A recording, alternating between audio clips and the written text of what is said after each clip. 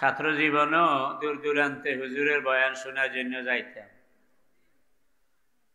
আল্লাহ তাআলা ওনাকে এখনো পর্যন্ত আমাদের হাদি হিসেবে, আমাদের মুরব্বী হিসেবে আল্লাহ এখনো কথা বলার মতো অবস্থায় রাখছেন। এটা আমাদের জন্য একটা নেয়ামত। জোরে বলেন আলহামদুলিল্লাহ। হাদিস শরীফে আছে, নবীজি বলছেন 3 ধরনের একরাম। কয় ধরনের? 3 ধরনের একরাম। একরাম মানে কি? সম্মান করা। কথা কয় না। তাবলীগে জানো আমরা কেউ? তাবলীগে 6 উসুলের মধ্যে একরামুল মুসলিমিন একটা আসেনি? তো নবীজি বলছেন 3 ধরনের একরাম যার ভিতরে নাই। কি কইছে? কি কইছে? সবাই কয় না, কি হয়েছে? কয় না কেন? 3 ধরনের একরাম যার ভিতরে। তা আমি বাংলা কই দিছি, এরপরও কইতে নারেন না। কি জানেন আপনারা? এমনি বলো যে দড়ি মারতে নারেন, হড়ালে হারস না কা। আমরা অত দেব হড়া হারেন না দে। বলেন কয় ধরনের একরাম? 3 ধরনের একরাম যার ভিতরে নাই, সে আমার উম্মত নয়। নাউজুবিল্লাহ বলেন। সেই 3টা কি কি? ন্যায়পরায়ণ শাসক। বলেন ন্যায়পরায়ণ। আবার বলেন ন্যায়পরায়ণ শাসক। আর আলেম। কি? আর বয়স্ক মুসলমান। বয়স্ক তো কয় গ্রুপ হইল? 3 গ্রুপ। এই 3-এর মধ্যে 2টাই ওনার ভিতরে। ওরা মাতো না কি? প্রবীণ আলেম না? আবার একদিকে বয়স আর একদিকে আলেম। তো 3টার মধ্যে কয়টা একসাথে হয়েছে? 2টা ওনার মধ্যে একসাথে হয়েছে। এখন বলবেন হুজুর ন্যায়পরায়ণ শাসক কইলেন যেন, এটা কারা? আওয়ামী লীগেলারা কয় হেমিয়ারা ন্যায়পরায়ণ, ওরা কথা কয় না। বিএনপি আলারা কয় হেমিয়ারা, জাতীয় পার্টি কয় পল্লী বন্ধু এরশাদ কাকা। কে ন্যায়পরায়ণ শাসক? আমি কইলে ভুলও হইতে পারে, কিন্তু নবী কইলে ভুল হইব নি? এই জোরে কয় না। নবীজি বলছেন মান হাকামা বিহি আদালা। আল্লাহর কোরআন দিয়া যারা দেশ চালায় তারা হইল ন্যায়পরায়ণ শাসক। সুবহানাল্লাহ কোন। এই পর্যন্ত আমরা বাংলাদেশে কোরআন দিয়া দেশ চালাইছে এইরকম শাসক পাইছি নি? সুতরাং ন্যায়পরায়ণ শাসক পাইনি। আমার লাম ইয়াহকুম বিমা আনজালাল্লাহ ফাউলাইকা হুমুল জালিমুন। আল্লাহ কয়, কে কয়? যারা আল্লাহর আইন দিয়ে দেশ চালায় না, আল্লাহ কয় তারা জালিম শাসক। কি শাসক? জোরে জোরে কয় না। জালিম শাসক। আল্লাহ এই দেশকে ইসলামের জন্য কবুল করেন। সম্মানিত হাজিরিন, আমি আপনাদের সামনে আজকে কোরআনে কারিমের একটা আয়াত আর নবীজির একেবারে প্রসিদ্ধ একখানা হাদিস পড়ছি। যেহেতু হুজুর আমার পরে বয়ান করবেন, পরিচালককে আমি অনুরোধ করব আমার সময় কতক্ষণ, আর যদি আমার উপরে ছাড়েন তাইলে আমি 9:30 পর্যন্ত আলোচনা করব, 1.5 ঘন্টা। ঠিক আছে নি? এর মধ্যে 15 মিনিট চলে গেছে, আর হাতে আছে 1 ঘন্টা। সম্মানিত হাজিরিন, কোরআনে কারিমের আয়াত যেটা পড়লাম, আল্লাহ রাব্বুল আলামিন বলছেন, আমার দিকে তাকান। কুল, নবী গো আপনি বলুন। কি বলবেন? হাল ইয়াস্তাবিল্লাযীনা ইয়ালামুনা ওয়াল্লাযীনা লা ইয়ালামুন। যাদের ইলম আছে আর যাদের ইলম নাই, এরা 2 দল সমান হয় কি না? নবী গো আমি আল্লাহর পক্ষ থেকে আমার এই প্রশ্নটা আপনার উম্মতের কাছে আপনি পেশ করেন, তারা জবাব দেখ। প্রশ্ন হইল যাদের ইলম আছে আর যাদের ইলম নাই, এরা 2 দল সমান হয় কি না? জোরে বলেন, এই 2 দল সমান? কয় না সবাই, বলেন সমান। এই হইল আয়াতের এক তর্জমা। যদি হালে ইস্তেফহামিয়া হয় আর যদি হালে নাফিয়া হয় তাইলে আয়াতের তর্জমা হবে নবী গো, গরুরে জিজ্ঞাসা করে যেমন কেউ হাল চাষ করে না, বন্দারে জিজ্ঞাসা করিয়া তো আমি আল্লাহ চলি না চালাই না, ওর কথা কয় না। সুতরাং এসব বন্দারে জিজ্ঞাসা করার দরকার নাই। আমি বলতেছি আপনি আমার পক্ষ থেকে তাদেরকে জানাইয়া দেন, হালি ইয়াস্তাবি মানিলা ইয়াস্তাবি, হালে নাফিয়া হইলে যাদের এলেম আছে আর যাদের এলেম নাই এরা দুই দল কোন কালে কোন অবস্থায় সমান হবে না। ওমা ইয়াতাযাক্কারু ইল্লা উলুল আলবাব। আমার আল্লাহ বলেন, এই আয়াত নাজিল করিয়া এই কথাটা বলিয়া আমি আল্লাহ কি বুঝাইতে চাইলাম, এখান থেকে কি শিক্ষা গ্রহণ করতে হবে, সেটাও আবার সবার দ্বারা হয় না। ইল্লা উলুল আলবাব, যারা আকলওয়ালা, যারা কিয়া, যারা আকলওয়ালা তারাই আমার এই কথা থেকে শিক্ষা গ্রহণ করতে পারে। ব্যাকলের গুরু আমার এই কথা থেকেও শিক্ষা নিতে পারে না। কথাটা কি আমার না আল্লাহ?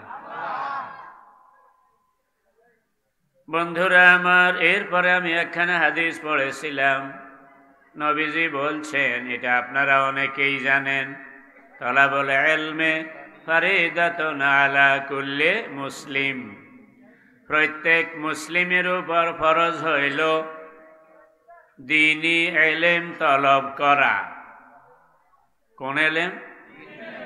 প্রত্যেক মুসলমানের উপর ফরজ দ্বীনি ইলম তলব করা। মাদ্রাসার ছাত্র যারা আছো এখানে, তোমাদের ভিতরে প্রশ্ন হইতে পারে, হুজুর তালাবুল ইলমে এখানে শুধু ইলম শব্দ আছে, কিন্তু আপনি তর্জমা করার সময় কইলেন দ্বীনি ইলম, দ্বীনি শব্দটা কতুন বাইর কইলেন, খেয়াল করেননি আপনারা? বাবারে, আলিফ লাম এওজে মুজাফেলাই, তলাবুল ইলমে মানে তলাবু ইলমিদ দ্বীনে, দ্বীনি ইলম তলব করা। এবং আরেকটা হাদিস দ্বারা এটার সমর্থন পাওয়া যায়।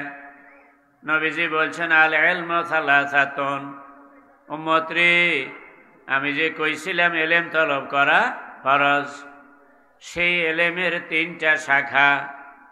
যে ইলম তলব করা ফরজ, সেই ইলমের কয় শাখা? তিন শাখা। আয়াতুম মুহকামাতুন ওয়া সুন্নাতুন কায়েমাতুন ওয়া ফরিদাতুন আদিলাতুন। এক নম্বর হলো কোরআন শরীফের ইলম। কিসের ইলম? দুই নম্বর হলো সুন্নাতুন কায়েমা। বলবেন হুজুর সুন্নাতুন কায়েমা কিয়া? আল্লাহর নবী তাঁর 23 বছরের নবুয়তি জীবনে যত কথা বলেছেন, যত কাজ করেছেন, যত বিষয়ে অনুমোদন দিয়েছেন, এগুলোর মধ্যে কিছু কিছু আছে এক সময় বলেছেন, পরে তার বিপরীত কথা বলেছেন। এক সময় কাজটা করেছেন, পরে তার বিপরীত করেছেন। এক সময় অনুমোদন দিয়েছেন, পরে ওটা আবার বন্ধ করে দিয়েছেন। সুতরাং আগেরটা হইল সুন্নতে কাদিমা, পরেরটা হইল সুন্নতে কায়েমা। তার মানে নবীর জীবনে যে আদর্শটা সর্বশেষ রেখে গেলেন, সেটা কোনটা কোনটা ওইগুলি জানা। এটা হইল ইলমের দ্বিতীয় পত্র। কথাটা একটু না বুঝাইলে আপনারা অনেকে পরিষ্কার হবে না। আপনারা অসুখ হইলে ওষুধ কিনেননি, ডিসপেন্সারিতে ওষুধ কিনতে যান, ওষুধের গায়ে, প্যাকেটের গায়ে ওষুধ প্রস্তুত কবে এবং মেয়াদ কি পরিমাণ এটা লেখা থাকে, থাকে নিও ভাই? আমার মনে আছে আমি যখন দাখিলে পড়ি 1980 সনে, আমার চোখে অসুখ হইল। সমনি হেমেন্দ্র কুমার সাহা চক্ষু ডাক্তার ছিল, রেল লাইনের ভূবেদী বাসা ছিল। বুড়া ডাক্তার, ওনার কাছে গেলাম, উনি আমার দেখিয়ে ব্যবস্থা দিলেন। তারপরে আসলাম সমনি বাজার ওষুধ কেনার জন্য। আমারে ড্রপ একটা দিছে, হাতে লইয়া দেখলাম যে ডেট ওভার হইয়া গেছে। ওরা মনে করছে আমার গায়ে জামা, পাঞ্জাবি, মাথায় টুপি, হুজুর মানুষ, লেখা হইল ইংরেজি, সুতরাং ডেট ওভার হওয়া যেটা এটা চালাইলেও মুন্সি ধরতে পারত না। কিন্তু আমি যে কিছু ইংরেজি জানি, ওই পাগলারা তো বুঝে না, ওরা কথা কয় না।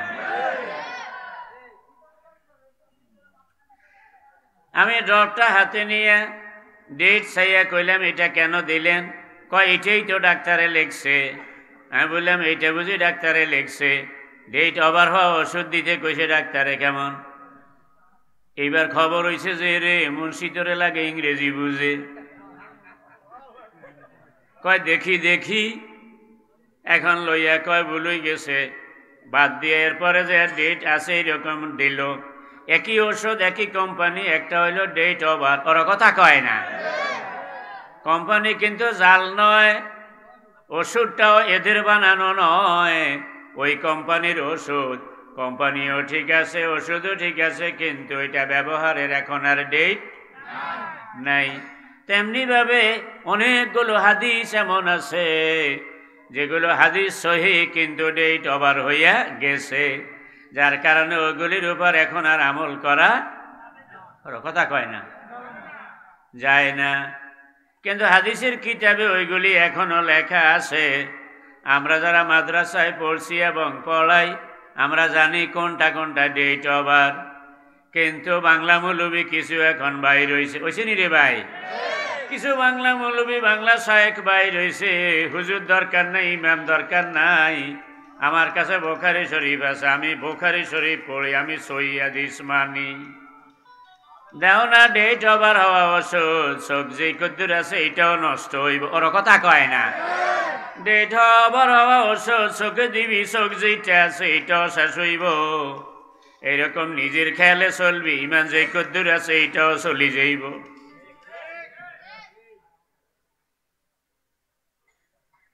জওয়ানেরা বাবা জাগন, আসো নি তোমরা?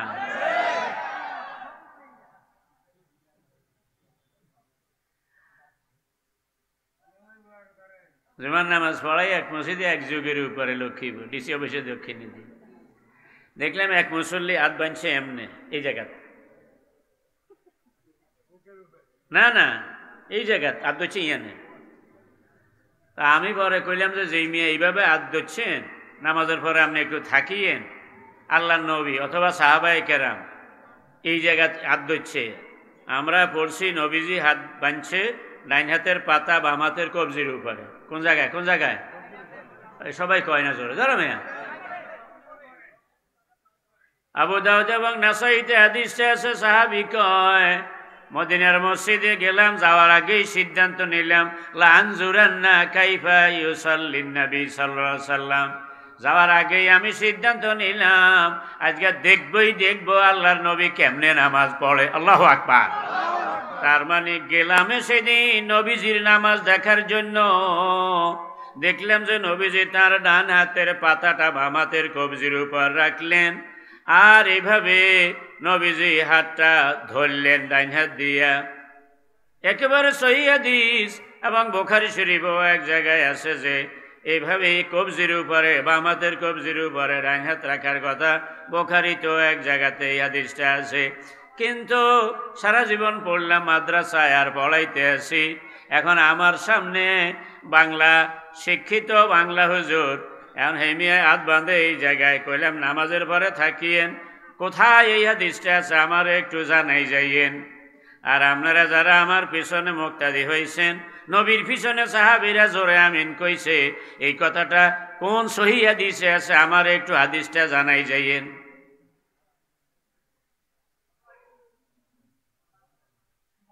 একটা সহিহ হাদিস নাই যে নবীর পেছনে সাহাবীরা জোরে আমিন বলছে।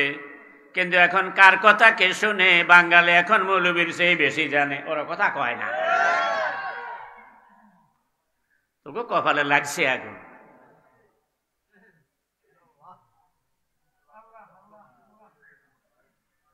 রাগ করছেন নি? আবার এই এলাকা তোমার পুরান এলাকা কিছু আবদার আছে না?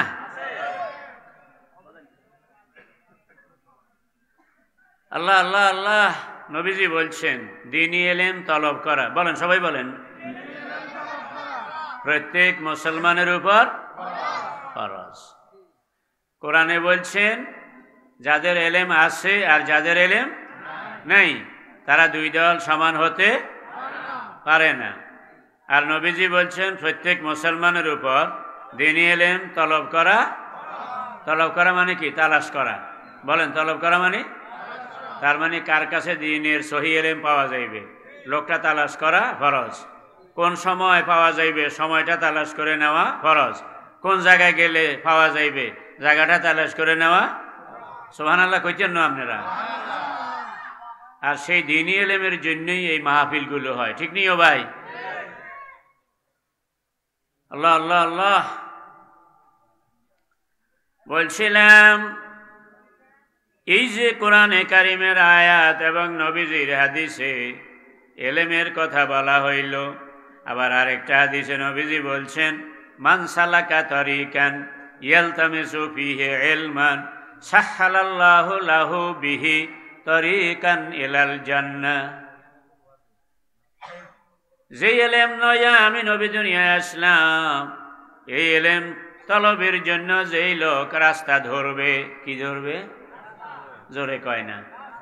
এই এলেম তলবের জন্য যেই লোক রাস্তা ধরবে, রওনা দিবে, আল্লাহ নবী বলেন শুধু এই যে রওনা দিল তলবে এলেম হওয়ার জন্য, শুধু এইটার উপরে আল্লাহ খুশি হইয়া তার জন্য জান্নাতের রাস্তা সহজ করে দেয়। বন্ধুরা আমার, দুইটা কথার উপর আজকে আলোচনা করব। একটা হইল এই এলেম যেটা তলব করা ফরজ। তো বলছিলাম এলেমের যে এলেম তলব করা ফরজ সেটা তিনটা শাখা, মনে আছে তো? এক নম্বরে কোরআনের এলেম, দুই নম্বরে সুন্নতে কায়েমা, নবীর যেই সুন্নতটা, যেই কথাটা, যেই কাজটা শেষ মুহূর্ত পর্যন্ত বহাল রয়েছে, যেটা উম্মতের জন্য আমল যোগ্য, উম্মতের জন্য যেটা ডেট ওভার হয় কয় না, হয় নাই, যেটা যেটা ডেট ওভার হয় নাই সেই সুন্নত গুলো, এটা হলো এলেমের দ্বিতীয় পত্র। তিন নম্বর হইল ফারিদাতুন আদিলাতুন, আল্লাহর কোরআন এবং নবীর হাদিসকে সামনে রাখিয়া যেই সমস্ত মাসলা মাসাইল ফকিহ আলেমরা আমার মতো আপনার মতো সাধারণ লোকের জন্য ওনারা নির্ণয় করে গেছেন যাইবেন, নবী কয় এই তিনটা হইল ফরজ এলেম। ওমা কানা সিওয়া যালিকা ফাহুয়া ফাজলুন, এই তিন পত্রের বাইরে আর যত এলেম আছে, যত জ্ঞান, যত নলেজ, যত বিদ্যা আছে, সেগুলি হইল অতিরিক্ত বিষয়, নিলে নিতে পারো, না নিলেও ফেল করবে না। এখন আপনারা আমার একটু বলেন, এই মুরব্বী নিশ্চিত মাতা না, এবার আপনারা আমার একটু বলেন, একটা ছেলে যদি হাই স্কুল থেকে পরীক্ষা দিতে হয়, মাদ্রাসা থেকে পরীক্ষা দিতে হয়, কলেজে পরীক্ষা দেয়, তাইলে কতগুলো বিষয় আছে কম্পালসরি সাবজেক্ট, এগুলি বাধ্যতামূলক নিতে হবে, পাসও করা লাগবে। আর কতগুলো আছে অতিরিক্ত বিষয়, যদি ওইগুলিতে 40-এর উপরে নম্বর পায় তাইলে এগুলি যোগ হয়, ডিভিশন ক্যারি করার জন্য সুবিধা হয়, ঠিক নিও ভাই? অতিরিক্ত বিষয় না নিলেও কোনো সমস্যা নাই, কিন্তু কম্পালসরি সাবজেক্ট যেগুলো বাধ্যতামূলক এগুলো নিতেই হবে এবং 5 নম্বর পাওয়াই লাগবে, ঠিক নি ভাই? একটা ছেলে যদি ইংরেজিতে 100 নম্বরে 3 নম্বর পায়, গণিতে যদি 100-তে 5 নম্বর পায়, আর অতিরিক্ত বিষয় যদি 100-তে 99 নম্বর পায়, তাইলে কোন গ্রেড? এ প্লাস? কথা কয় না। এ গ্রেড, বি, সি, জোরে কোন? ফেল। কি ফেল, ঠিক নি? কেন? কারণ তোমার অতিরিক্ত বিষয় নেওয়াটা সেটা বাধ্যতামূলক ছিল না। বাধ্যতামূলক বিষয়ে যখন তোমার 5 নম্বর নাই, অতএব তুমি ফেল। এখন যে এলেম তলব করা ফরজ, ওই এলেমের 3টা পত্র, এই 3 পত্র কম্পালসরি, 3 পত্র বাধ্যতামূলক, লাজিমি। এটা নেওয়া লাগবে, পাশও করা লাগবে। এখন এই 3 পত্রের মধ্যে 1 পত্র যদি কেউ ফেল করে, তাইলে আল্লাহর আদালতে পাশের তালিকায় যাইবে না ফেলের তালিকায়? দয়া করে আপনারা আমারে বলেন, আল্লাহর আদালতে আমরা ফেল করতে চাই না পাস করতে চাই? যারা যারা পাস করতে চাই 2 হাত তুলি। নারায়ে তাকবীর, আরো জোরে নারায়ে তাকবীর। আল্লাহ আপনি আমাদেরকে পাশের তালিকায় রাখেন, আমিন। বন্ধুরা আমার, আমরা যেমন পাস করতে চাই, আমাদের আওলাদরাও যেন পাস করে, এটা কি আমরা চাইনি? যদি চাই তাইলে কোরআনের এলেম আর সুন্নত যেটা এখনো বহাল আছে, নবীর শেষ জীবন পর্যন্ত বহাল রেখে গেছেন, সেই সুন্নতগুলো এবং মাসলা মাসায়েলের এলেম, এটা আমাদের উপরে তলব করা ফরজ। এবার বলবেন কতটুকুন ফরজ? এলেম তলবের 2টা স্তর আছে, ফরজের 2টা স্তর। আমাদের খেয়াল আসেনি আপনাদের? 2টা স্তর আছে, ভাইও বুঝে নেন। একটা হইল ফরজে আইন, আর একটা হইল ফরজে কিফায়া। ফরজে আইন হইল যেটা থেকে একজনও বাদ যাবে না, আর ফরজে কিফায়া হইল যেটা সবার উপরে ফরজ। তবে কিছু লোকে যদি সেটা আদায় করে, তাইলে বাকিরা গুনাহ থেকে মাপ পাইয়া যায়। কি কথা কয় না কেন? যেমন জানাজার নামাজ ফরজে কিফায়া, আর 5 ওয়াক্ত নামাজ ফরজে আইন। 5 ওয়াক্ত নামাজ প্রত্যেকেই আদায় করা লাগবে। কেউ যদি বাদ দেয় তাইলে সে ধরা খাইবে। কিন্তু ফরজে কিফায়া এটা সবার উপরে ফরজ, কিন্তু সবাই আদায় করাটা ফরজ নয়। কিছু লোকে যদি আদায় করে, একজন ইমাম হইয়া কমপক্ষে যদি 2 জন মুক্তাদি হয়, তাহলে জমাত হয়। এতটুকুন হইল এলাকাবাসী সবাই গুনাহ থেকে মাপ পাইয়া যাইবে। কিন্তু যদি ইমাম একজন আর মুক্তাদি একজন, 2 জন মুক্তাদি নিয়েও জানাজার জমাত করা গেল না, তাইলে গোটা এলাকার সবাই এই জানাজার ফরজে কিফায়া তরকের গুনাহগার হয়ে যাবে।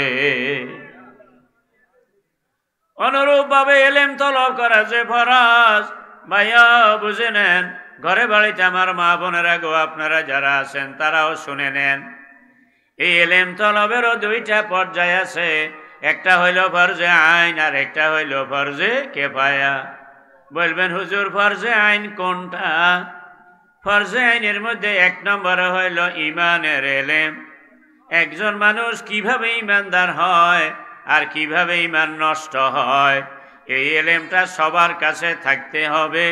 কারণ এই এলেমটা না থাকলে আপনি হয়তো মনে করবেন আমি ইমানদার, কিন্তু আল্লাহর কাছে আপনার নাম যদি বেঈমানের তালিকায় পড়ে যায়, ভাইও একটু বলেন উপায় থাকব নি?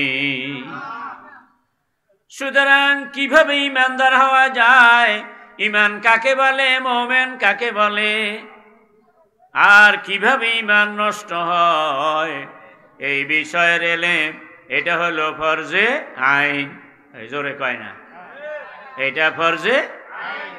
এটা যেহেতু ফরজে আইন, অতএব ইমানের এলেম আমার যেমন থাকতে হবে, আমার বিবিরও থাকতে হবে, আমার ছেলেরও থাকতে হবে, আমার মেয়েরও থাকতে হবে। ওরা কথা কয় না? এরপরে যাইয়া ইমানের এলেমের পরে এরপরে আসবে আমাদের সবার উপরে, যেহেতু 5 ওয়াক্ত নামাজ ফরজ। কিয়া 5 ওয়াক্ত নামাজ ফরজ। বালেগ পুরুষদের উপর জুমার নামাজও ফরজ, আর বালেগ পুরুষদের জন্য ঈদের নামাজের বিধান আছে, জানাজার নামাজের বিধান আছে। আসেনি ভাই? তাইলে সেই আমলগুলো আমাদের মুসলমান হিসাবে করাই লাগবে। এই আমলগুলো কেমনে করব? নামাজের মধ্যে কয়টা ফরজ, কয়টা ওয়াজিব, কয়টা সুন্নত, কি কারণে সাহু সিজদা ওয়াজিব হয়, কি কারণে নামাজ ভঙ্গ হইয়া যায়, এই কথাগুলোর এলেম সকল মুসলমান নরনারীর থাকা ফরজে। কই জোরে কয় না, আমরা কি রাগনি কোন? এগুলিকে আমি বেদরকারি কথা বলতেছি? ভাইও, আমি ইসমাইল আপনাদের পুরানো মানুষ, মোহাব্বত করেন, দাওয়াত দেন, একেবারে জরুরি কথাগুলো জানার তৌফিক দিয়েছেন। যদি না বলি আল্লাহর আদালতে আমি আসামি হয়ে যাব। তাইলে এক নম্বরে আমার ইমানের এলেম থাকতে হবে। ইমান কেমনে নষ্ট হয় সেই এলেমটাও থাকতে হবে, যেন আমার ইমান নষ্ট না হয়। এরপরে আমার নামাজ কিভাবে আদায় হবে? নামাজের বাইরে 7টা ফরজ, ভিতরে 6টা ফরজ। এই ফরজগুলো আমার জানতে হবে। না জানলে একটা ফরজ যদি বাদ যায় আমার নামাজ হবে না। অতএব এই এলেমটা সবার কাছে থাকা, এটা ফরজে কেফায়া না ফরজে আইন। ভাইও, নামাজের বাইরের 7 ফরজের মধ্যে 1 নম্বরেই তো শরীর পাক। কথা কয় না কা? শরীর পাক যদি না হয় নামাজ হবে নি। শরীর পাক কেমনে হবে সেটা জানা কি নফল না ফরজ? তাইলে এই মাসালাটা কি ফরজে কেফায়া না ফরজে আইন? তাইলে ওজুর মধ্যে কয় ফরজ, গোসলে কয় ফরজ, তায়াম্মুমে কয় ফরজ, কেমনে গোসল করতে হয়, কেমনে ওযু করতে হয়, কেমনে তায়াম্মুম করতে হয়, এই বিষয়গুলো জানা, এটা ফরজে কেফায়া না ফরজে আইন? এরপরে হালাল হারামের এলেম, এটা ফরজে আইন। কথা কয় না কা? হালাল হারামের এলেম ফরজে আইন। আমি যা খাই, আমি যা কামাই করি, আমার এই কামাইটা হালাল কিনা, আমার এই খাওয়াটা হালাল কিনা, এই এলেমটা থাকা প্রত্যেকের জন্য ফরজ। অতএব এটা ফরজে কেফায়া না ফরজে আইন? জোরে বলেন, ফরজে আইন।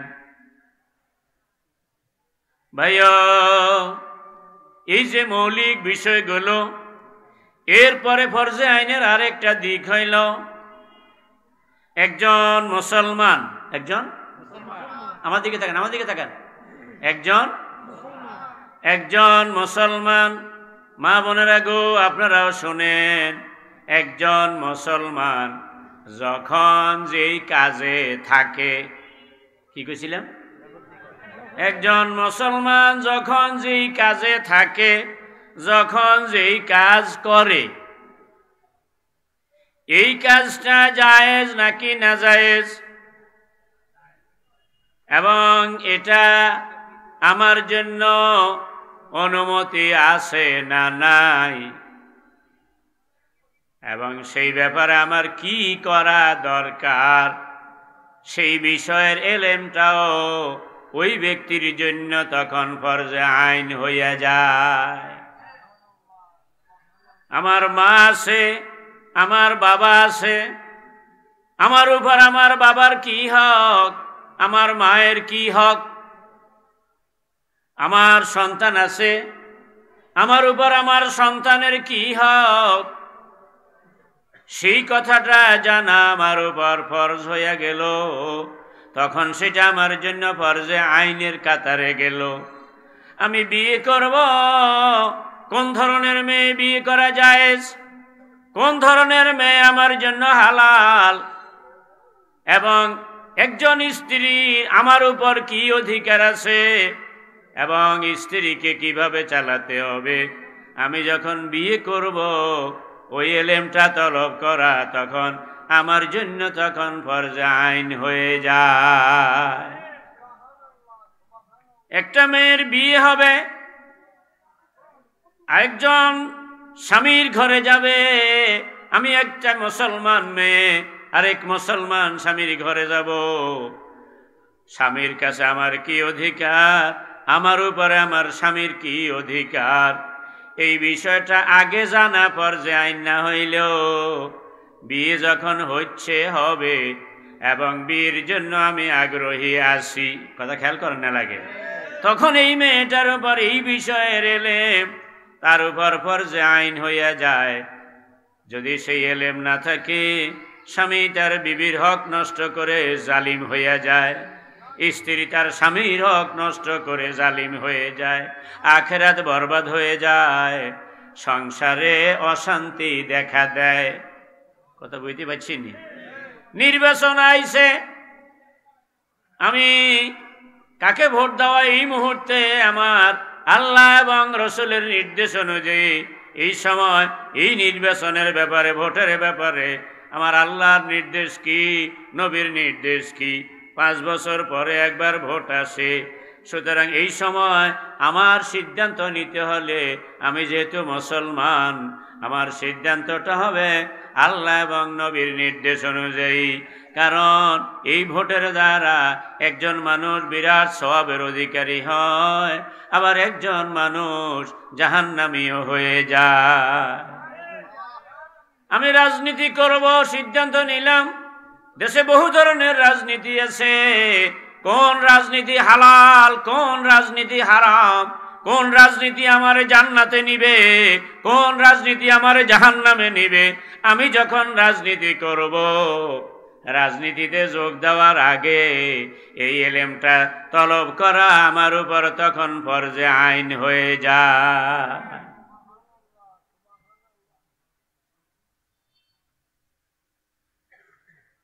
কথা কি বুঝতে পারছি না? এই ছাড়া জীবনের সামগ্রিক বিভিন্ন দিক নিয়ে ব্যাপক এলেম থাকা, যে কোনো লোকের সমস্যার কোরআন সুন্নাহ অনুযায়ী সমাধান দেওয়ার মতো ওই ধরনের ব্যাপক এলেম, সেটা হইল ফরজে কেফায়া। কোনো এক এলাকায় যদি ওই মানের অন্তত একজন আলেমও থাকে, তাইলে এলাকার সব মুসলমান গুনাহ থেকে মুক্ত হয়ে যায়। আর যদি একজনও না থাকে, গোটা এলাকার মুসলমানেরা ওই ফরজ তরকের গুনাহগার হয়ে যায়। বলবেন মাওলানা আজকে এই প্রসঙ্গ নিলেন কেন? নিলাম এই জন্য, আমার মনে আছে ছোটবেলায় আমার গ্রামে দিঘির পাড়ে মৌলভী করিম বক্স হুজুর, আল্লাহ পাক ওনাকে জান্নাতুল ফেরদাউসের মেহমান বানাইয়া দেন। হুজুরের কাছে আমারে বাবাই নিয়ে গেছে, ওনারে দাদা কইতাম, আর আমার বাবা ওনারে কাকা কইত। নিয়ে কইল যে কাকা, আমার হুজুরে দিলাম আপনার কাছে পড়ার জন্য, সামলার গোশত এই 2টা আমনের, আর আমার শুধু আড্ডি। কথা বুঝেন না লাগে? আগের আমলে মুরব্বীরা এইভাবে কইত, আর এখন বাপরে বাপ, হুজুরে যদি বেয়াদবির জন্য বেয়াদ দেয়, হ্যাঁ আপনি কি আমার ফলারে খাবান? আপনি কেন আমার ছেলের গায়ে হাত তুললেন? ওর কথা কয় না। এই মার্কার বেয়াদব বাংলাদেশে নাই? জোরে কয় না।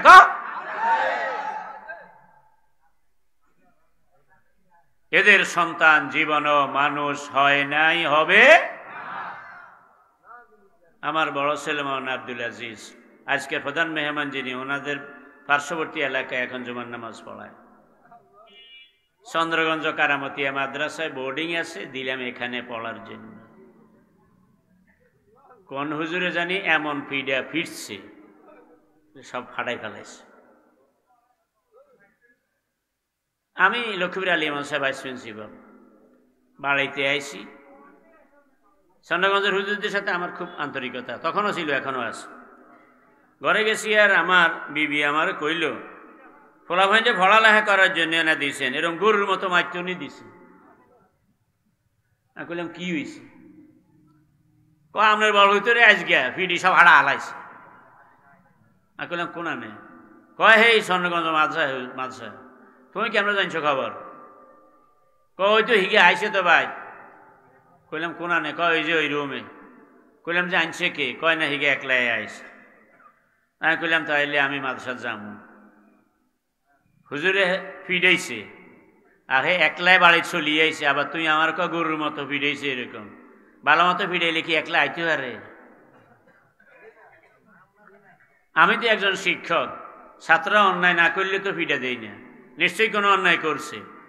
কিন্তু আমি জিজ্ঞাসা করবো হুজুরের যে এটা কি ভিডিও হইল যে একলা একলা বাড়ি যাইতে পারছে, এটা কোনো ভিডিও হইল না।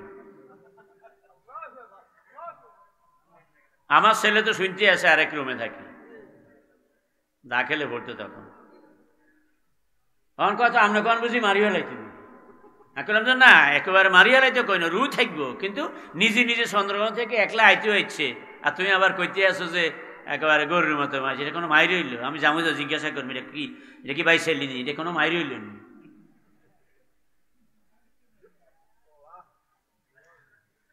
সত্য সত্যই আমি আছি চন্দ্রগঞ্জ মাদ্রাসা, প্রিন্সিপাল আব্দুল্লাহ সাহেব ছিল তখন। কইলাম যে আমি সব শিক্ষকের একটু নাস্তা করাবো, সব শিক্ষকের জন্য নাস্তা নিয়েছি, সবাই নাস্তা খাইতেছে। এই সময় আমি দাঁড়াইলাম, দাঁড়াই কইলাম যে আমার আব্দুল আজিজ তো এখানে পড়ে, কোন হুজুরের সাথে নাকি বেয়াদবি করছে, তো যেহেতু আমার ছেলে এই জন্য আমি আসছি আপনাদের কাছে মাফ চাইতে, আল্লাহর ওয়াস্তে আপনারা একটু মাফ করে দিয়ে। এখন যেই হুজুরে পিটাইছে, হুজুর অন্তত দুনিয়াতে আছে নি আর? সবাইরে নাস্তা খাওয়াইলাম আর পিঠা খাইলো আমার ছেলে, মাপ চাইলাম আমি।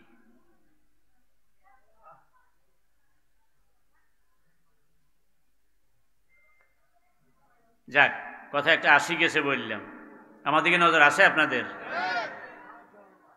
সেই করিম বক্স হুজুরের কাছে যে সূরা কেরাত পড়লাম, কায়দা পড়লাম, আমপারা পড়লাম, সেই হুজুর এখন দুনিয়াতে নাই। কিন্তু এরপরে জাদিয়া মাদ্রাসায়, তারপরে লক্ষ্মীপুর, তারপরে সরকলাকোপা, কামাল পাস করলাম, কামাল মাসে পড়ানি শুরু করলাম, পড়াইতে পড়াইতে এখন বুড়া হইলাম।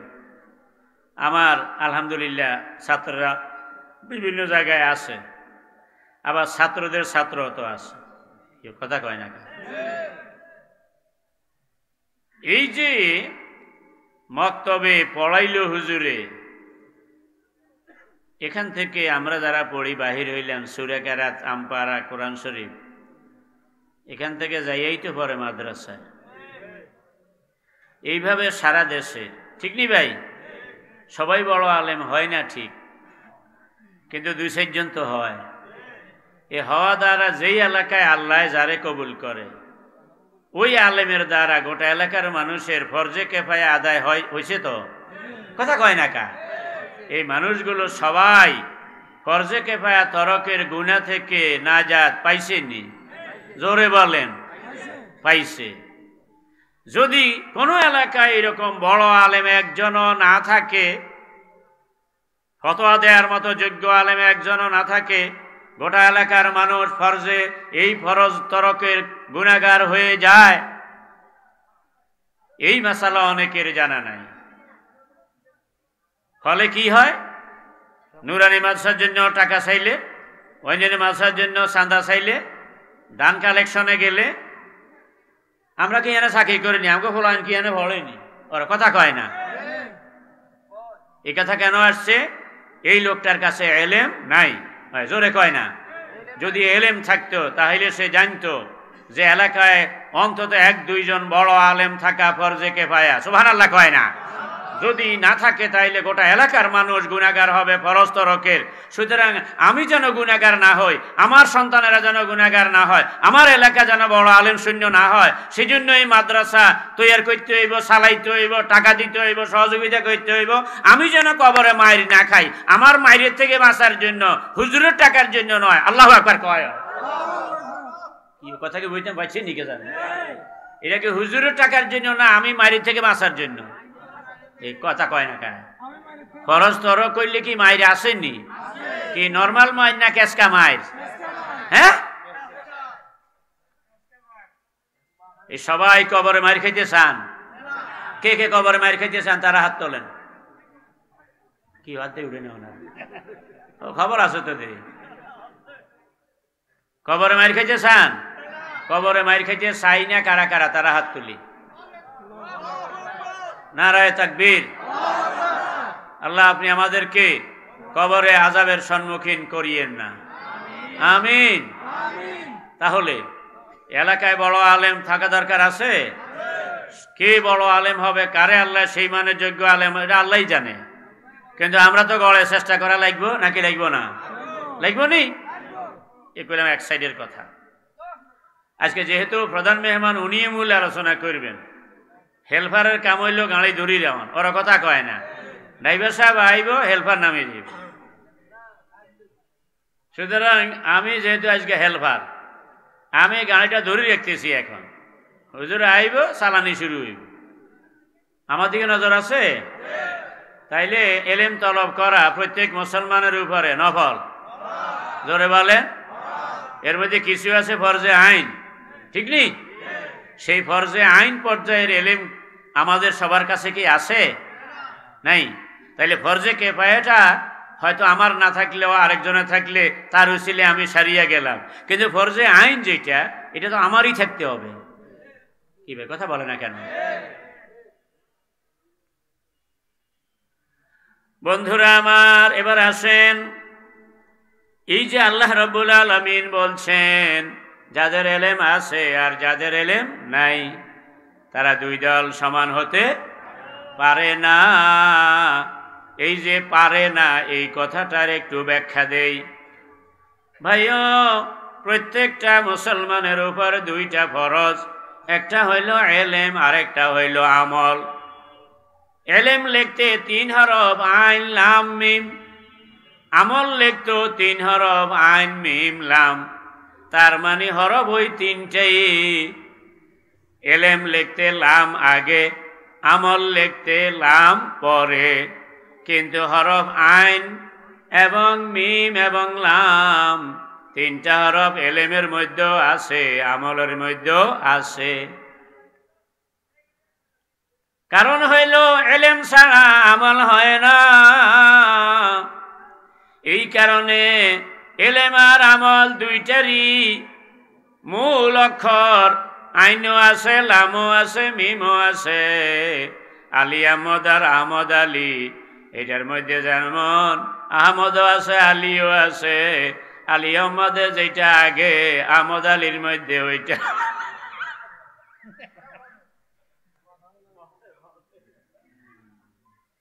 আলী আহমদে যা আছে, আহমদ আলীর মধ্যে তা আছে। বেশ কম হইল এখানে আগে, ওখানে পরে। এলেমের মধ্যে যা আছে, আমলের মধ্যে তা আছে। বেশ কম হইল অক্ষর একটা হয়তো মাঝখানে আছে, আর একটা জায়গায় পিছনে চলে গেছে। কিন্তু হরফ এই 3টার বাইরে নয়। আল্লাহু আকবার কইতেন না আপনারা? ভাইও, এই যে আমার আল্লাহ তাআলা বলছেন যাদের এলেম আছে আর যাদের এলেম নাই, তারা দুই দল সমান হতে পারে না। কেন পারে না? আরেকটা কথা মনে রাখবেন, এলেম হইল আল্লাহ তাআলার সিফাত, আমল হইল বান্দার সিফাত। ওর কথা কয় না? এলেম হইল আল্লাহর সিফাত, আমল হইল বান্দার সিফাত। আল্লাহ যেমন সবার চেয়ে বড়, আল্লাহ পাকের সিফাত সেটাও বড়। আল্লাহু আকবার কয় না? কেমনে বুঝাইতাম? এলেম হইল মহান আল্লাহর সিফাত, আমল কিন্তু আল্লাহর সিফাত নয়, আমল হইল বান্দার সিফাত। তো আল্লাহ যেমন বড়, আল্লাহর সিফাত বড়। সেই কারণে আমলের চেয়ে এলেম বড়।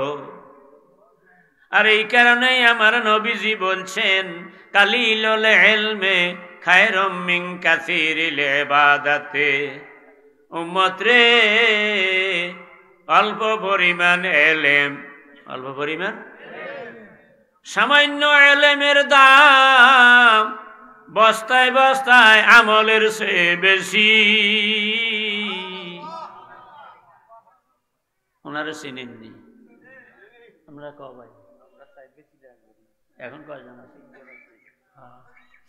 চিনছেন নি ওনারে? উনি 1 কেজি স্বর্ণ নিচে বাজারে বিক্রি করতে। কয় কেজি? আর ওনার বাইয়ে 5 মণ ধান নিছে। কয় মণ? জোরে কয় না। তাইলে টাকা ওনার বাইয়ে বেশি পাইব। হ্যাঁ 5 মণ তো, ওনার বাইয়ে 5 মণ নিছে। ওনার বাইয়ে টাকা বেশি পাইব না উনি বেশি পাইব? কারণ ওনার মাল বেশি। তো জোরে কয় না, ওনার মাল বেশি। মাল বেশি না দাম বেশি? জোরে কয় না, মাল বেশি না দাম বেশি? তেমনি ভাবে আমার নবীজি বলেন কালিলুল ইলমে খায়রুম মিন কাসীরিল ইবাদাতি উম্মতি, সামান্য পরিমাণে ইলম ওইটার দাম আমার আল্লাহর কাছে বস্তায় বস্তায় আমল আর ইবাদতের চেয়ে বেশি। কারণ ইলম হইল আল্লাহর সিফাত, আমল হইল বান্দার সিফাত, ইবাদত হইল বান্দার সিফাত। সুবহানাল্লাহ। আরেকটা হাদিস মনে পড়লো, হাসরের ময়দানে আমার আল্লাহ ঘোষণা দিবেন আলেমেরা জান্নাতি, আবেদেরা জান্নাতি। খেয়াল করেননি আপনারা? আলেমেরা জান্নাতি, আবেদেরা জান্নাতি। আবেদ কয় কারে? যারা আলেম নয় কিন্তু আলেমের কথা শুনিয়া শুনিয়া, আলেমের আমল দেখিয়া দেখিয়া নিজে আমলটা ঠিক মতো করতে পারছে, এগরে কয় আবেদ। বাংলাদেশে এগরে কয় বেলমি দরবেশ। ওরা কথা কয় না। আল্লাহ তাআলা ঘোষণা দিবেন হাসরের ময়দানে আলেমেরা জান্নাতি, আবেদেরা জান্নাতি। এবার আলেম আর আবেদে জান্নাতের দিকে রওনা দিবে। কতটুকুন গেলে পরে আল্লাহ তাআলা জিবরাইলের কইবেন আলেমেরে এইদিকে আইতে কও। এ হুজুর হুজুর খাড়ান, আপনি এইদিকে আইয়েন। এবার আইবে, আসার পর কইব আল্লাহ আপনারা ডাকে। এমনি আই কইব আল্লাহ আপনি কইছেন না আলেমেরা জান্নাতি, আবেদেরা জান্নাতি। এখন আমি একজন আলেম, আর আমার পাশের বাড়ি জাকিয়ার বাপ হেমি হইল আবেদ। হেমিয়া কুরকুরে জান্নাতের দিকে যায়, আর আমারে আপনি বলে আনলেন, কারণটা বুঝলাম না। আল্লাহ রাব্বুল আলামিন বলবেন আমার এলেম আমি যাত্রার কাছে রাখি না, আমার এলেম আমি যাদের কাছে দুনিয়ায় রাখছি কেবলমাত্র চাচা আপনা জান বাঁচা এই চিন্তার জন্য রাখি নাই। যার কাছে আমার এলেমের আমানত রাখছি, রাখার পেছনে আমি আল্লাহর আরো কিছু টার্গেট আছে। আল্লাহু আকবার কয় না? দুনিয়ায় তোমরা যারা আলেম ছিলা, আমার বান্দাদের মধ্যে অনেকেই তোমাদের দলে ছিল। আমার বান্দাদের মধ্যে অনেকেই তোমাদেরকে মহব্বত করেছেন, সহযোগিতা করেছেন, সম্মান করেছেন। কিন্তু শয়তানের ফেরেবে পড়িয়া, নফসে আম্মারার ধোঁকা খাইয়া বিভিন্ন রকমের অন্যায় করে ফেলেছে, মামলায় আটকিয়া গেছে। আমি আল্লাহর ইচ্ছা হইল যে লোকগুলো অরিজিনালি দুনিয়ায় তোমাদের পার্টি ছিল, আল্লাহু আকবার কয় না? সেই মানুষগুলো যে এখন বিভিন্ন মামলায় আটকা পড়ছে, তোমরা আলেমেরা আমার কাছে তাদের জন্য সুপারিশ করিবা। আমি আল্লাহ তোমাদের সুপারিশ কবুল করিয়া তাদেরকেও তোমাদের সঙ্গে জান্নাত দিয়ে দেব।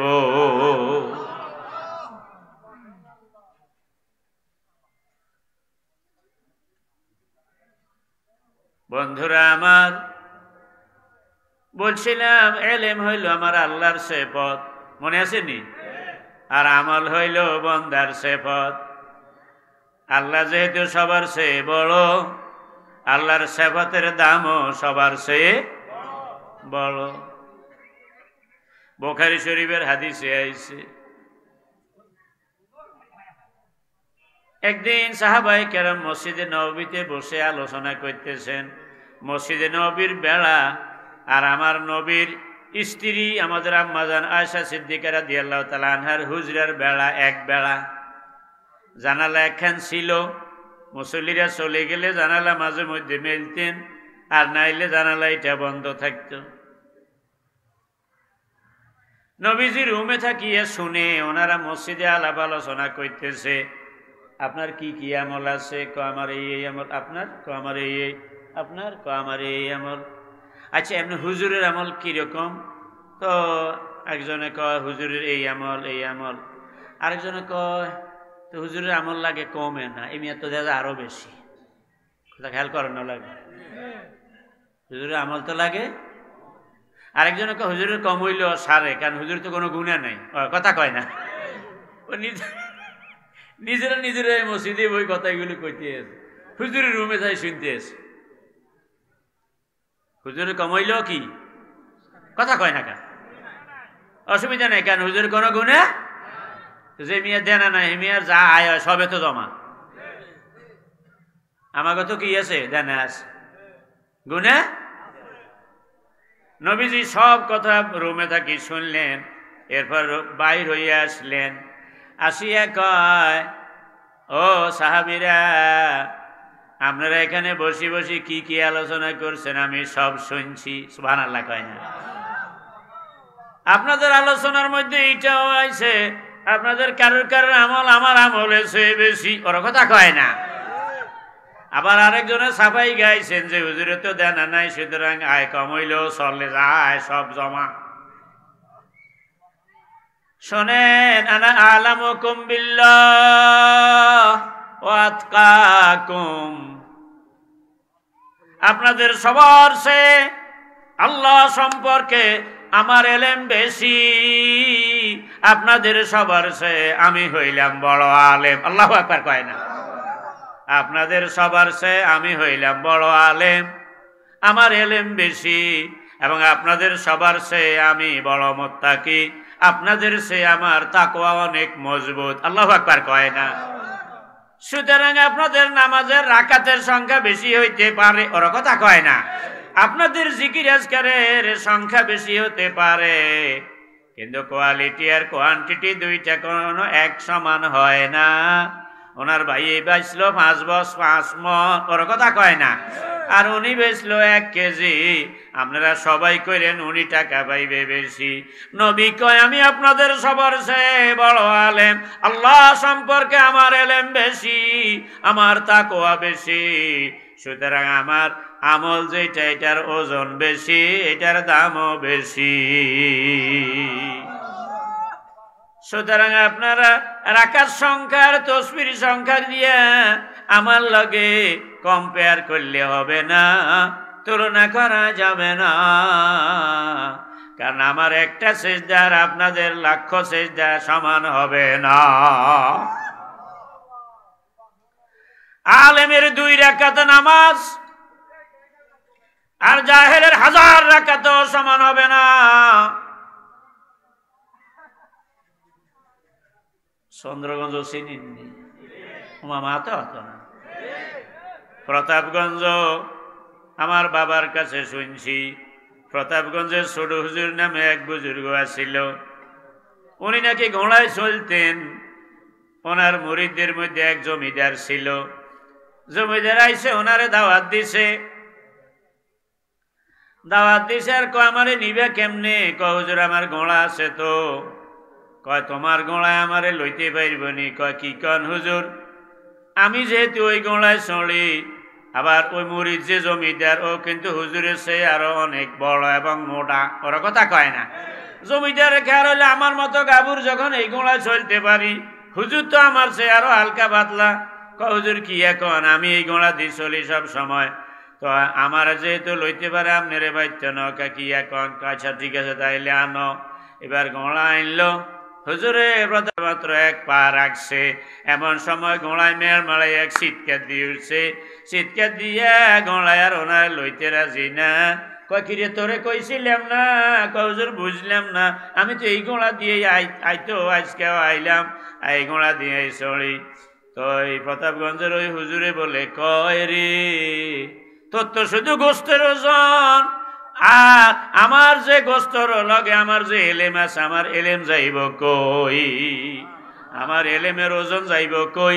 তুই শুধু গোস্ত দিয়ে মাপলে হয়নি, আমার এলেমের একটা ওজন আছে না। আল্লাহু আকবার কয় না?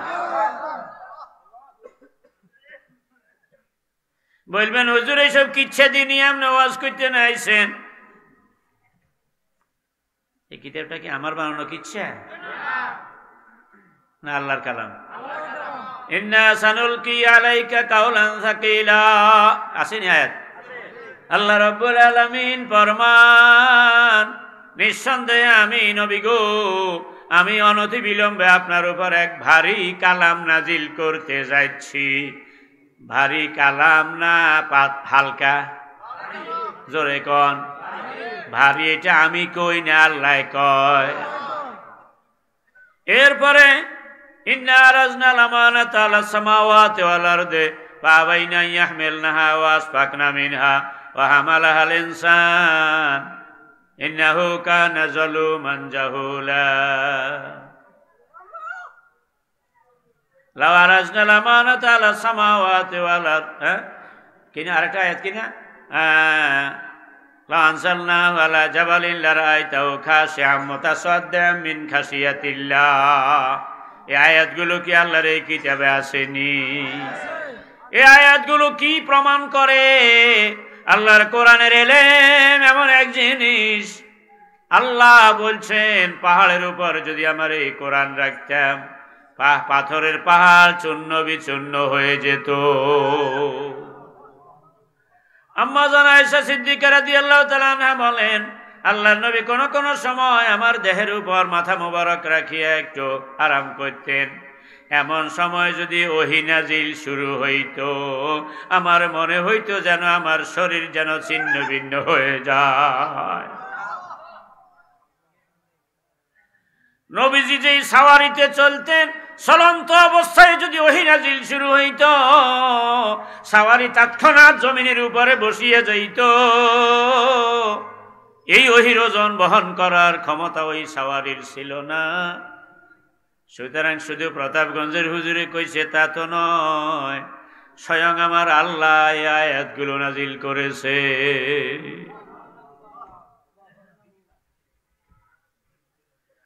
বন্ধুরা আমার, এবার আপনারা বলবেন হুজুর এই কোরআন যদি এত ভারী হয়, এত ওজনী হয়, কোরআনের এলেম যদি এত ওজনী হয়, তো কই আমাদের কাছে তো মোটেই মনে হয় না। ভাইও 18 বছরের জ্যোৎস্না, ক বছরের? 18 বছরের জ্যোৎস্নার যদি 6 বছর বয়সের আব্দুল্লাহর কাছে বিয়ে দেয়, আর যদি ওদের বাসর ঘরের ব্যবস্থা করে, 6 বছরের আব্দুল্লাহ নাক ডাকিয়া ঘুমাইবে, ঠিক নিকন?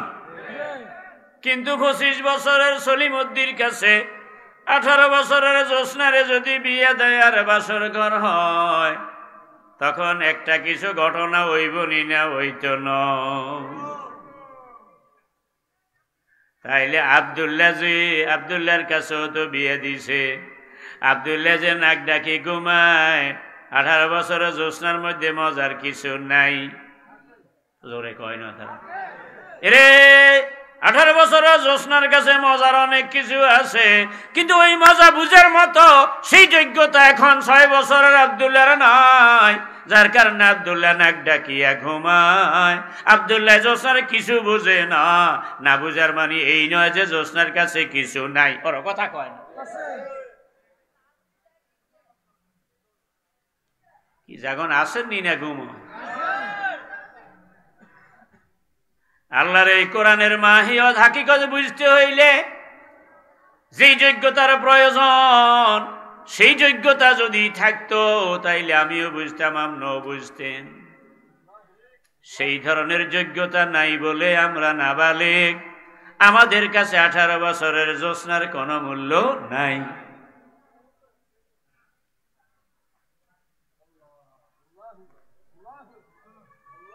মদিনার মসজিদের মধ্যে জুমাবারে খুতবা দেয় আমিরুল মুমিনিন ওমর রাদিয়াল্লাহু তাআলা আনহু। আল্লাহু আকবার কয় না?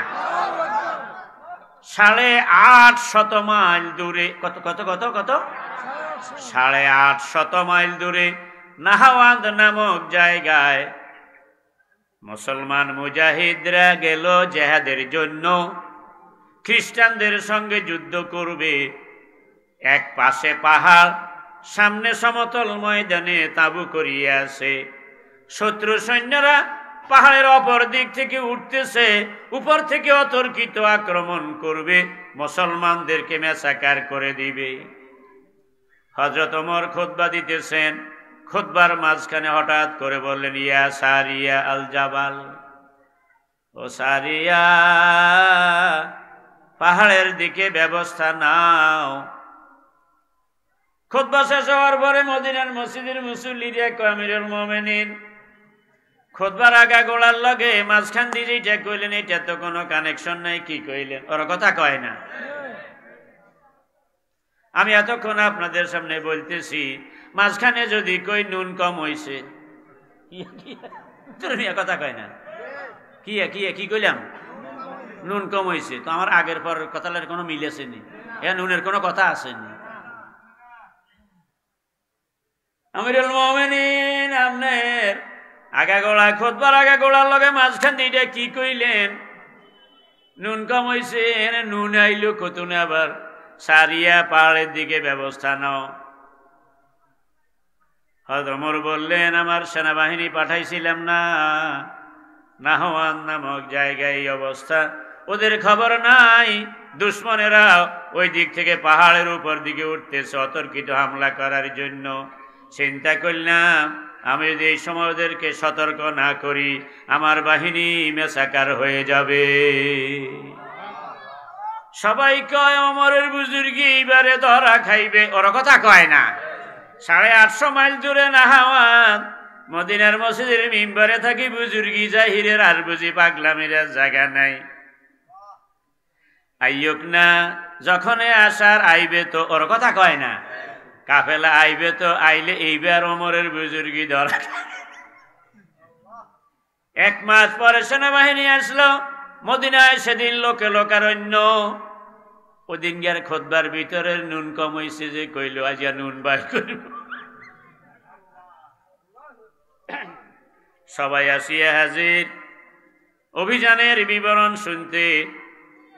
তখন বলল যে অমুক দিন জুমার নামাজের সময়। আমাদের খবর ছিল না, পেছন থেকে শত্রু বাহিনী পাহাড়ের উপর দিকে উঠতেছিল অতর্কিত হামলা করার জন্য। আমিরুল মুমিনের কণ্ঠস্বর শুনলাম, তখনই আমরা পাহাড়ের দিকে এগিয়ে গেলাম। শত্রুরা নেমে পালাইল, না হয় সেদিন আমরা শেষ হয়ে যেতাম। 850 মাইল দূরের দৃশ্য ওমর যে চোখটা দিয়া দেখলেন, ওই রকমের একটা চোখ তো ভাই আমার আপনার নাই। আর 850 মাইল দূরে থেকে যেই সাহাবী যেই কানে শুনলেন, ওই মার্কার একখান কান আমার আপনার নাই। যদি ওই মার্কার চোখ থাকতো, ওই মার্কার কান থাকতো, তাইলে আপনি আমিও অনেক কিছু দেখতাম আর শুনতাম। আমার দিকে নজর আছে ভাইও? যাদের এলেম আছে আর যাদের এলেম, ভুলি গেল, বলেন বলেন বলেন, যাদের এলেম আছে আর যাদের এলেম, এরা দুই দল সমান হতে পারে না। এখন এলেম কি জিনিস? এলমাদা পেশে রব্বিল আলামিন, করে হানাদ মর্দরা দরিয়াও মেদি। শায়ের বলেন, ও আল্লাহর বান্দা শুনো, এলেম আল্লাহর কাছে এলেম হইল ওই জিনিসের নাম, যেই জিনিসটা আল্লাহর আদালত থেকে বিচারের দিনে বন্দারে রেহাই দিয়া দিতে পারবে, ওই জিনিসের নাম হইল এলেম। কথাটা আবার বলছি শোনেন, আল্লাহর কাছে এলেম হইল ওই জিনিসের নাম। খেয়াল করেননি আপনারা? আল্লাহর কাছে এলেম হইল ওই জিনিসের নাম, যেই জিনিস দ্বারা আল্লাহর আদালতে আল্লাহর বিচারের, আল্লাহর কোর্টে বিচারে বন্দারে মুক্তি দিয়া দিবে, ওই জিনিসটা হইল এলেম। সুবহানাল্লাহ।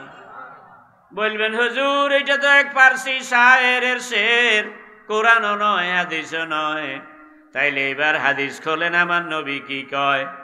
এলেমের কথা বলতে যে নবী কয় মিম্মা ইউবতাগা বিহি ওয়াজহুল্লাহ।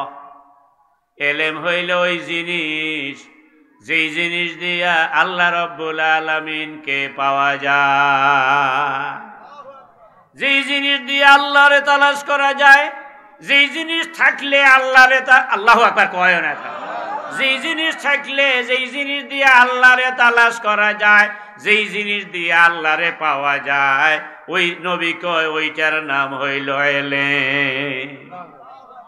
তাইলে বুঝা গেল এলেম ছাড়া মাওলারে পাওয়া যাবে না। বলবেন হুজুর তাইলে আমরা যারা সাধারণ মানুষ আছি, তাইলে আমরা বুঝি একেবারে শেষ হয়ে গেলাম? না ভাই, এই যে বাতিটা জ্বলে, এখানে জ্বলেনি, জ্বলেনি, এই বাতিটার মধ্যে আলো আছে, আসেনি? এই এখানে আলো আছে, কেমনে আইলো? এটা আলোর যে একটা আধার হয়, কি বলে এটারে, জেনারেটর, আর না হইলে লাইনে, বিদ্যুতের লাইনের ওই তারের সঙ্গে একটা কানেকশন থাকে, সেখান থেকে এর পাওয়ার যতটা আছে এই পরিমাণ টানে। ওর কথা কয় না? 60 পাওয়ারের আছে, 100 পাওয়ারের আছে, আসেনি, আসেনি, 60 পাওয়ারের আছে, 100 পাওয়ারের আছে। 60 পাওয়ারের বাল্বে 60 পাওয়ার পরিমাণ টানে, 100 পাওয়ারের বাল্ব হইলে ওই পরিমাণ টানে। তেমনি ভাবে আলেমরা নবীর সঙ্গে সম্পর্কিত, এইটা নবীর থেকে এলেমের যেই ধারা তার, এখান থেকে আপনারা সাধারণ লোকেরা যার যার তার, কারো তার যার তার যত শক্তিশালী এবং তার বাল্বটা যত শক্তিশালী, সেখান থেকে আলেমের এখান থেকে যাইয়া আমনের ভিতরে ওই পরিমাণ এলেমের বাতি জ্বলে। আল্লাহু আকবার কয় না? কেউ হয়তো আলাম তারা পর্যন্ত শিখছেন, এটার বাতি আমনের ভিতরে আছে, কিন্তু আলেমে তার যদি কাটি দেয় তখন যেমন বাল্ব বন্ধ হইয়া, আলো বন্ধ হইয়া যায়, তেমনি ভাবে আলেমের সঙ্গে কানেকশন যখন ছিন্ন হবে, তখন এই এলেমের নূর, এই আলো আর থাকবে না।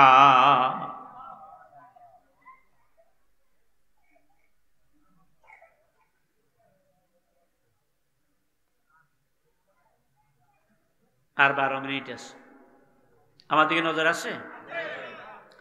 এরপরে আরেকটা ঘটনার দিকে আপনাদের ইঙ্গিত দেই। সারা দুনিয়ার সবগুলো মানুষ আদম আলাইহিস সালামের সন্তান। আমাদের আদি পিতা আদম আলাইহিস সালাম, ওনার আগেই পৃথিবীতে কোনো মানুষ ছিল না। বাবা আদম আলাইহিস সালামরা আল্লাহ তাআলা বানাইলেন মাটি দিয়া, সবাই বলেন কি দিয়ে? আর ফেরেশতাদেরকে বানাইলেন আল্লাহ নূর দিয়া। যখন আল্লাহ তাআলা বললেন ইন্নী জাইলুন ফিল আরদি খলিফা, ও ফেরেশতারা জমিনে আমি আমার খলিফা বানানোর সিদ্ধান্ত নিয়েছি। অনেকে এই আয়াতে তরজমা করে আমি খলিফা বানাইতে চাই না, বানাইতে চাই এই তরজমা ভুল।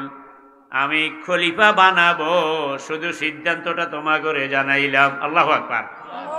ক্বালু আতাজালু ফিহা মান ইউফসিদু ফিহা ওয়া ইয়াসফিকু দিমা ওয়া নাহনু নুসাব্বিহু বিহামদিকা ওয়া নুকাদ্দিসু লাক।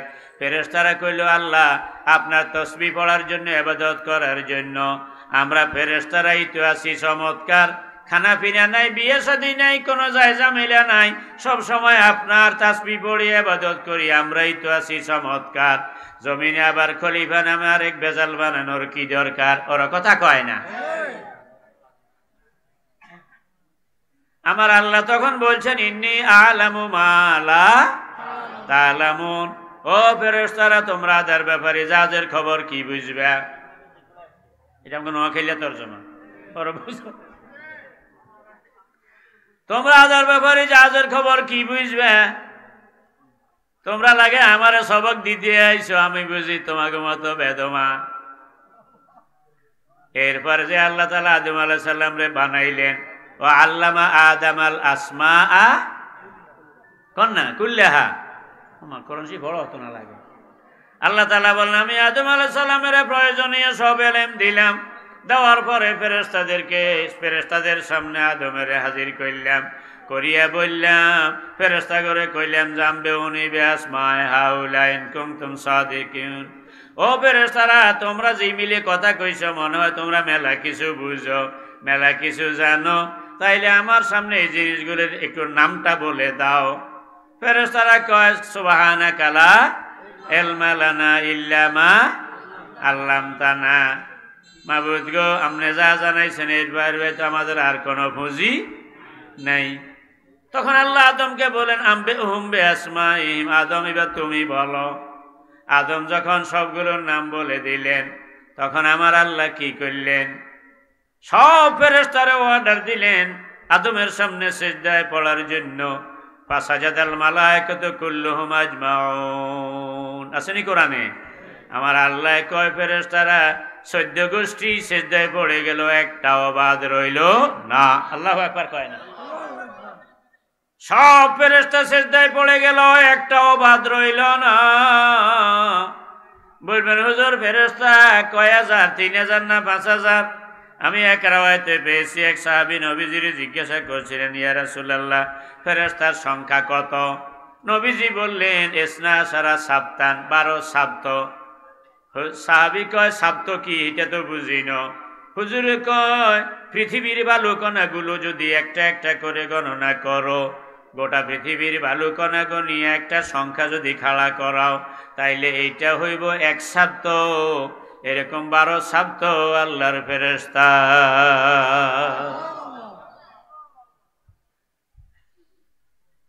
তার মানে কি অগণিত। ওরা জোরে কয় না? সারা পৃথিবীর বালুকণার সংখ্যা কত? 3000।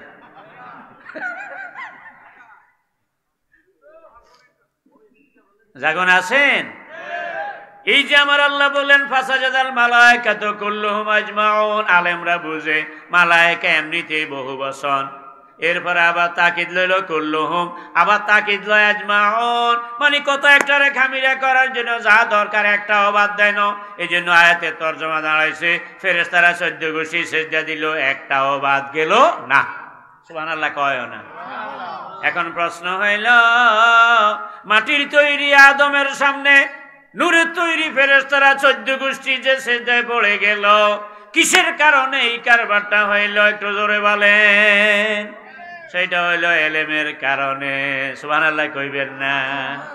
তাইলে নূরের তৈরি ফেরেশতারা 14 গোষ্ঠী মাথা নত করতে হইল মাটির তৈরি আদমের কাছে, কিসের কারণে জোরে বলে?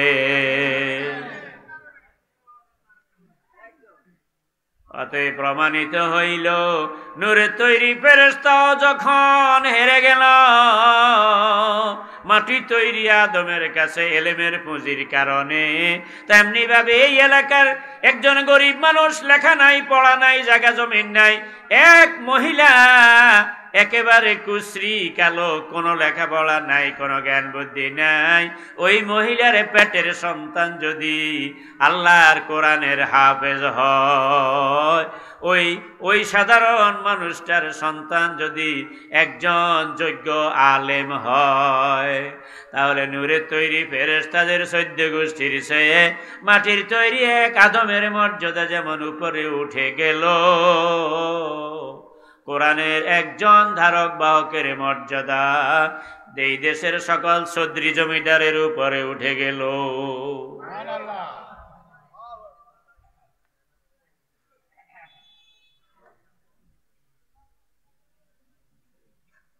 বর্মিয়ারা এবার খেপবো আমার উপরে, কইব আমরা দাওয়াত আর নাই। আমার দিকে নজর আছে,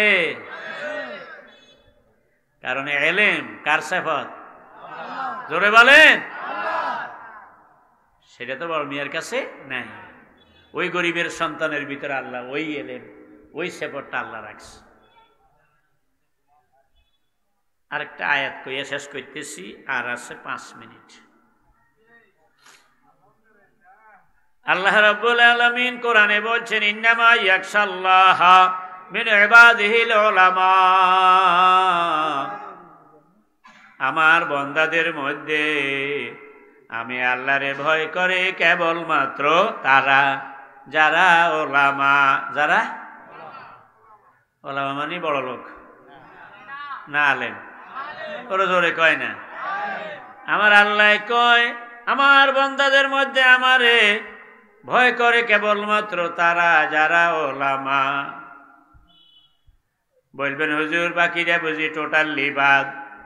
আমার নবী কয় ফাকিহুন ওয়াহিদুন আসাদ্দু আলা শাইতানি মিন আলফি আবেদ। 1000 বেলমি দরবেশেরে শয়তান ততটা ভয় করে না। জায়েজ না জায়েজ, হালাল হারাম, উত্তম এবং অধম, এই সব বিষয়ের এলেম যে আলেমের কাছে আছে, যে মাসলা মাসাইল বুঝে জানে, এই রকমের একজন আলেমকে শয়তান এত বেশি ভয় করে 1000 আবেদেরও তত ভয় করে না। কেন করে না? যার কাছে এলেম নাই তারে ধোকা দিতে সহজ। ওর কথা কয় না? যার কাছে এলেম নাই তারে ধোকা দিতে সহজ, আর যার কাছে এলেম আছে তারে ধোকা দেওয়া অত সহজ নয়। হতে পারে আপনি অনেক নামাজ পড়েন, হতে পারে আপনি অনেক ইবাদত করেন, শয়তান এমন ভাবে চাবিটা ঘুরেই দিয়েছে আপনার ইবাদত একটাও কবুল হয় না। কিন্তু হয় না যে সেই এলেম আপনার নাই, আপনি মনে মনে দারুণ খুশি, আমি তো অনেক আগাইছি, কিন্তু কাজের বেলায় যে আপনার তহবিলে কিছুই যায় নাই, আপনার খবর নাই। কথা খেয়াল করেন ভাইও। এই তো হইল এই আয়াতের এক তরজমা। এটা হলো কেরাতে মুতাওয়াতিরা। এই আয়াতেরই আরেকটা কেরাত আছে, ইন্নামা ইয়াখশাল্লাহু মিন ইবাদিহিল উলামা। এটা হলো কেরাতে সাজা। এই কেরাতটা ওমর ইবনে আব্দুল আজিজ রাহমাতুল্লাহ আলাইহির কেরাত, যিনি ইসলামের প্রথম মুজাদ্দিদ এবং সর্বশেষ খোলাফায়ে রাশিদিনের সর্বশেষ ব্যক্তি, যিনি যার শাসন আমলে একই ঘাটে বাঘ এবং বকরি একত্রে পানি খেয়েছে, বকরির উপর বাঘ হামলা করে নাই। এমন বুজুর্গ বান্দা ওমর ইবনে আব্দুল আজিজ রাহমাতুল্লাহ আলাইহি, সাহাবী না হইয়াও তিনি খোলাফায়ে রাশিদিনের একজন। সারা দুনিয়ার উলামায়ে কেরাম এই ব্যাপারে একমত যে তিনি ইসলামের প্রথম মুজাদ্দিদ এবং সর্বশেষ খলিফায়ে রাশিদ। সেই ওমর ইবনে আব্দুল আজিজ রাহমাতুল্লাহ আলাইহির কেরাত হইল ইন্নামা ইয়াখশাল্লাহু মিন ইবাদিহিল উলামা। বলবেন হুজুর এই কেরাতে হইলে তরজমা কি হয়? তরজমা হয় আমি আল্লাহ কারুরে ডরাই না। কে কয়? কে কয়? আমি আল্লাহ কারুরে ডরাই না, কাউকে ভয় করি না, শুধুমাত্র ভয় করি ওলামাদেরকে। আল্লাহু আকবার কয় না? আমি আল্লাহ কেবলমাত্র ওলামাদের ভয় করি, আলেমদেরকে ভয় করি, আর কাউকে আমি ভয় করি না। এবার আপনি বলবেন হুজুর তাইলে ওলামায়ে কেরামের যদি এত পাওয়ার হয়, তাইলে ধরি ধরি যে মারে এই সময় পাওয়ার দেখায় না কেন? ওর কথা কয় না ভাইও। ভয় করা কথাটার দুইটা মানে।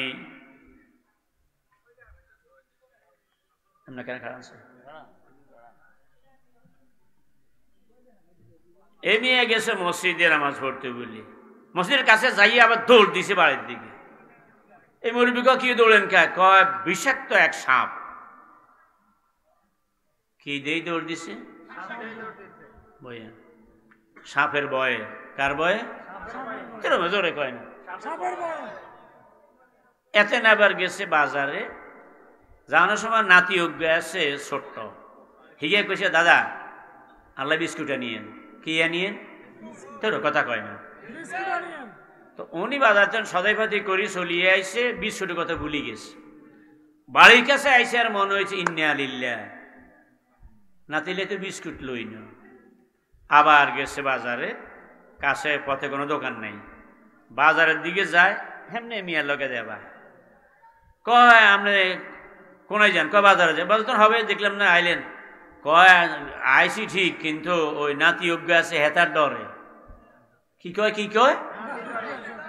ও নাতি অজ্ঞা আছে হেতার ডরে ওন আবার জান লাগে। এ মেয়ে দৌড় দিছে কার ডরে? এই মেয়ে আবার বাজারে যায় কার ডরে? নাতিকার বয়স হইল 4 বছর। ক বছর? এই 4 বছরের নাতি এই মেয়ারি ফিডি মারিয়া লাইব এই ডরে। হ্যাঁ হ্যাঁ, কয় যে নাতির ডরে, তার মানে হইল নাতি যে বিস্কুটের কথা কইছে আইলে দৌড় দিয়ে আইব, পকেটে হাত দিবে, ব্যাগে হাত দিবে, যখন পাইতো না মাটির মধ্যে গড়াগড়ি শুরু হবে নাকি হবে না? নাতি গড়াগড়ি দিবে, এটা দাদার সহ্য হবে না। সেই কারণে বুড়া দাদা আবার বাজারে যায়। এই মেয়ে জিজ্ঞাসা করার পরে কয় নাতি একজন আছে, তার ডরে আবার যাই, বিস্কুট আনতে ভুলে গেছি। এবার বলেন দুইজনের ডর, এই দুটো ডর একরকম না দুই রকম?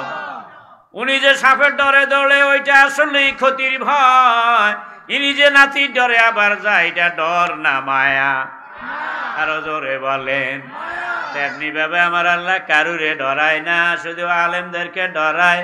তার মানে হইল আমার আল্লাহর ননাইয়ার আদরের বান্দার কেউ নাই যতটা ননাইয়া আলেমরা। আলেমদের চোখের পানি যখন ঝরে তখন আমার আল্লাহ সইতে পারে না।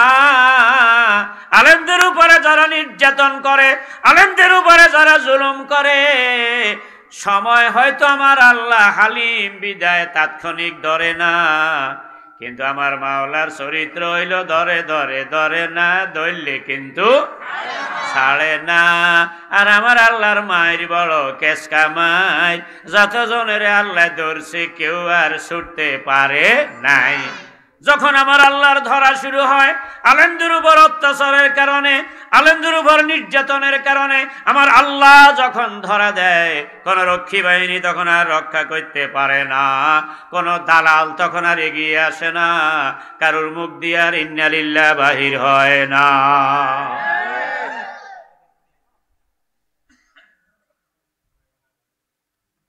এই যে আল্লাহ যে আলেমদেরকে ভয় করে, এই ভয়ের মানে যে মায়ার আদর, এটার একটা ঘটনা বুখারী শরীফে কিতাবুল হুদুদে আছে, সেটা বলেই শেষ করতেছি। আমার নবী মদিনার রাষ্ট্রপতি এক সম্ভ্রান্ত পরিবারের মেয়ে আরেকজনের একটা মাল চুরি করেছে, হাতে নাতে ধরা খাইছে। এখন ওই লোকে কইলে আমি নবীর আদালতে বিচার প্রার্থী হব।